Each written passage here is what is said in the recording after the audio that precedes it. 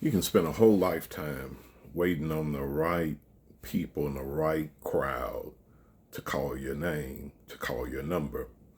And I know all of us want to have that great moment with those who are recognized as the gatekeepers and the waymakers and the movers, callers and big shot callers to call our name.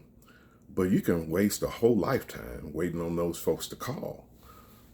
You have to realize that sometimes the people that those folks call, they may play a different game than you play.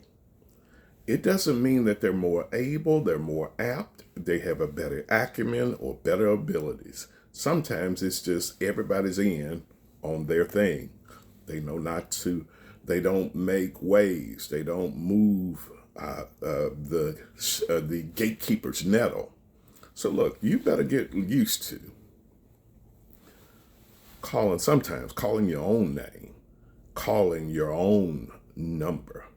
You know, and when God gave you that little light, we all grew up saying, this little light of mine, I'm going to let it shine. We can't tell God. He said, did you let your light shine? And then we tell God that I was waiting on them to call me and they never called me. Look, sometimes you better call your own number. You better run an audible sometime and call your own self out on the play, because God has invested in you. God has given you talents, and what God has given, to whom much is given, much is required.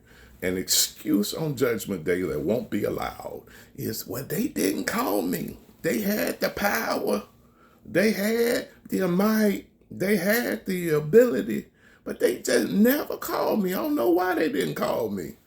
You better learn to call your own number. And sometimes you better learn to call your own plays. Be blessed.